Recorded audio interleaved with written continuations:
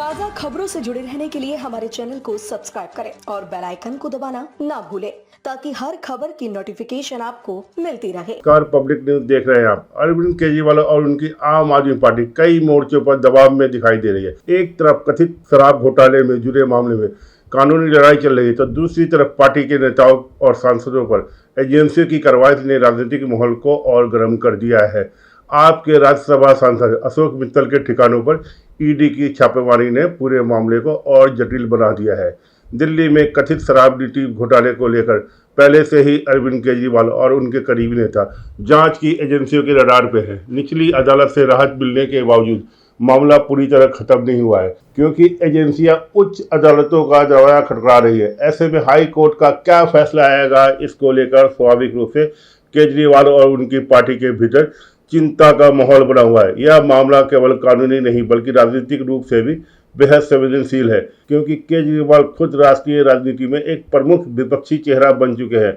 ऐसे में इस केस का असर उनकी छवि और भविष्य की राजनीति पर पड़ सकता है। इसी बीच आपको एक और बड़ा झटका लगा जब उनके राज्यसभा सांसद अशोक मित्तल के ठिकानों पर ईडी ने छापेमारी की। अशोक मित्तल न केवल एक राजनेता है बल्कि एक बहुत बड़े व्यापारी भी हैं। वह लवली प्रोफेशनल यूनिवर्सिटी LPU के संस्थापक हैं। ईडी की टीमों ने जालंधर और पंजाब के अन्य शहरों में स्थित मित्तल के आवास, LPU परिसर, लवली ऑटोज और उनके मिठाई के दुकानें सहित लगभग 8-9 ठिकानों पर रेड की। जांच का मुख्य फोकस विदेशी फंडिंग और फॉरेन एक्सचेंज मैनेजमेंट यानी फेमा के संभावित उल्लंघन पर है। एजेंसियां यह पता लगाने की कोशिश कर रही है कि मित्तल के संस्थाओं में विदेशी फंडिंग आया वह पूरी तरह नियमों के तहत आया या उसके किसी भी प्रकार की अनियमितता हुई।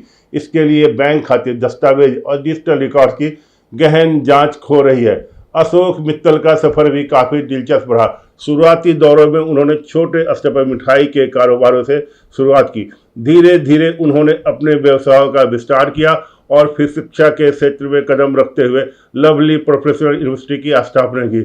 आज देश की बड़ी निजी यूनिवर्सिटी में गिनी जाती है। राजनीति में उनका प्रवेश आपके माध्यम से हुआ और उन्हें राज्यसभा सांसद बनाया गया।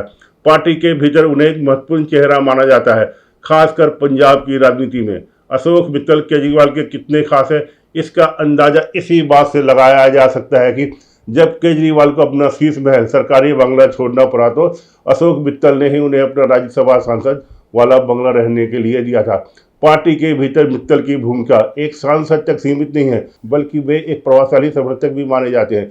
केजरीवाल फ्लैट में जाकर तो रह नहीं पाते, तो उन्हें लग्जरी की आदत हो गई। शीश महल में रहते रहते फ्लैट तो उन्हें क्या लगेगा, माचिस की डिबिया।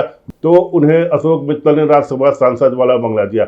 हरभजन सिंह के बंगले में मनीष सिसोदिया रह रहे हैं। बंगले के नीचे तो इनकी बात बनती नहीं, तो अशोक मित्तल वहाँ बंगला भी देकर बैठे हैं। कारोबारी भी है और कारोबारियों की जरूरत वैसे भी हर पार्टी को रहती है, लेकिन आम आदमी पार्टी को तो कुछ ज़्यादा ही रहती है, क्योंकि फंड का सोर्स कम होता जा रहा है। दिल्ली हार गए, फिर पंजाब में सरकार है और वहाँ भी स्थिति खराब है।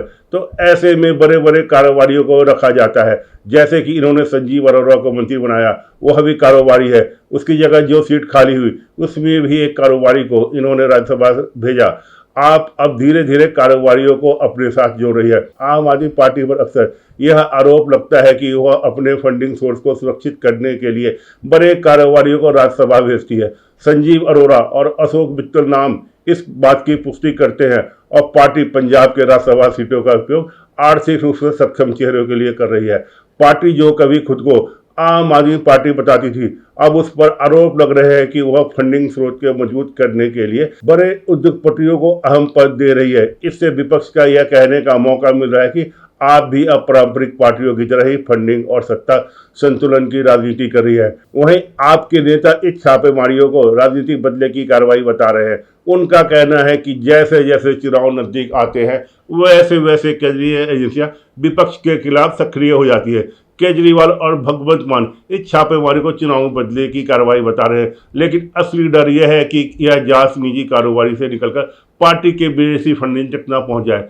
पंजाब के मुख्यमंत्री भगवंत मान और अन्य आप नेताओं ने यह भी आरोप लगाया कि यह कार्रवाई पार्टी को कमजोर करने के लिए की जा रही है। हालांकि विपक्ष खासकर भाजपा इन आरोपों को खारिज करते हुए कहती है कि एजेंसियां अपना काम कर रही हैं, कानून के हिसाब से कर रही है और अगर कोई दोषी है तो उसे जवाब देना होगा। पंजाब में आपकी सरकार है, लेकिन वहाँ की राजनीति स्थिति भी पूरी तरह स्थिर नहीं मानी जा रही है। ऐसे में अगर पार्टी के प्रमुख नेताओं या सांसदों पर कार्रवाई होती है तो इसका असर सीधे राज्य की राजनीति पर पड़ता है। हालांकि यह भी तर्क दिया जा रहा है कि अगर आप कमजोर होती है तो इसका सीधा फायदा कांग्रेस को मिल सकता है, न कि भाजपा को। ऐसे में यह सवाल भी उठता है कि क्या वास्तव में यह कार्रवाई राजनीतिक रूप से भाजपा के लिए फायदेमंद है या नहीं। पंजाब में बीजेपी का आधार तो वैसे भी कम है, जो अच्छा परफॉर्मेंस होता है वह अकाली दल के साथ मिलकर होता है। अभी तो गठबंधन हुआ नहीं है, तो वहाँ बीजेपी रेड डलवाकर इससे क्या फायदा उठा लेगी, वो भी 1 साल पहले। अभी तो चुनाव भी नहीं है। इस साल ममता बनर्जी के IPAC पर छापा पड़ा, तो ममता बनर्जी को भी चुनावी आरोप लगाने के लिए ये तो बदले की कार्रवाई है। कांग्रेस पर भी कोई छापा पड़ता है तो कोई पूछताछ से नहीं बुलाता है, तो वो भी यही आरोप लगाते हैं। तो यह तो इनकी आदत है। अब यहाँ तो हमेशा चुनाव चलते रहते हैं। भारत में हर साल हर कुछ महीने में कहीं न कहीं चुनाव होता है, तो फिर ED छापेमारी ही नहीं कर पाएगी कहीं अगर चुनाव है। इस पूरे घटनाक्रम के बीच एक और दिलचस्प पहलू सामने आया है, वह है राघव चड्ढा और आप नेतृत्व के बीच बढ़ती दूरी। राघव चड्ढा जो कभी पार्टी के प्रमुख चेहरों में गिने जाते थे, अब पार्टी के भीतर हाशिए पर दिखाई दे रहे हैं। उन्हें राज्यसभा का उपनेता पद से हटाया गया और उनकी सुरक्षा भी वापस ले ली गई। जैसे ही पंजाब सरकार द्वारा उनकी सुरक्षा वापस ले गई, केंद्र सरकार ने उन्हें सुरक्षा प्रदान कर दी। इस घटनाक्रम ने यह भी संकेत दिया कि पार्टी के अंदर सब कुछ ठीक ठाक नहीं चल रहा है।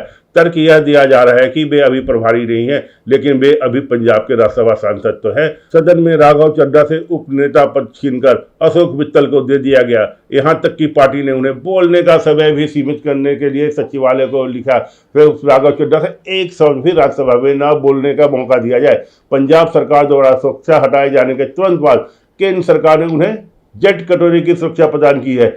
इसे आपके भीतर बदले की राजनीति और केंद्र के साथ उनके बढ़ते तालमेल के रूप में देखा जा रहा है।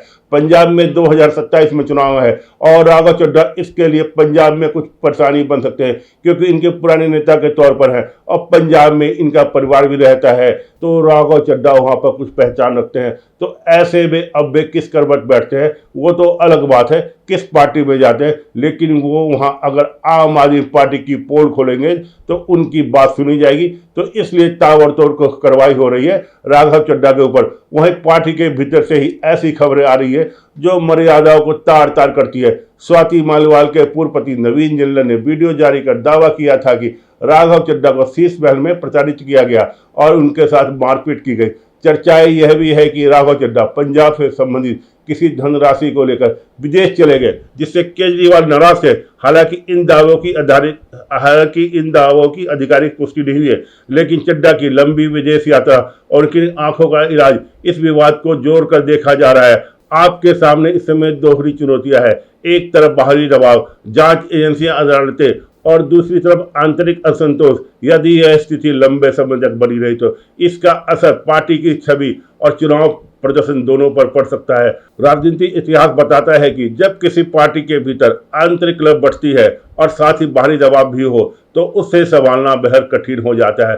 अरविंद केजरीवाल के लिए यह समय अत्यंत चुनौतीपूर्ण है। शराब घोटाले की जांच पहले ही उन्हें घेरी हुई है और अब पंजाब के फाइनेंसरों और पुराने वफादारों पर होती कार्रवाई उनकी नींद उड़ा रही है। यदि अशोक मित्तल के जरिए विदेशी फंडिंग के राज खुलते हैं या राघव चड्ढा ने पार्टी के खिलाफ मोर्चा खोल दिया तो पंजाब में भी दिल्ली जैसा शराब घोटाला या फंडिंग घोटाला सामने आने में देर नहीं लगेगी। फिलहाल राघव चड्ढा को केंद्र से मिली सुरक्षा इस बात का संकेत है कि वे भविष्य में आपके लिए बड़ी मुसीबत बन सकते हैं। आने वाले समय में यह देखना दिलचस्प होगा कि अदालतों का फैसले में क्या होता है, जांच एजेंसी की कार्रवाई कहां तक पहुंचती है और आप इन चुनौतियों को कैसे निपटती है। फिलहाल इतना साफ है कि यह केवल कानूनी लड़ाई नहीं बल्कि एक बड़ी राजनीतिक परीक्षा है, जिसे हर कदम पर भविष्य की दिशा तय करेगा। धन्यवाद। मिलते हैं अगली वीडियो में, तब तक जुड़े रहिए हमारे साथ।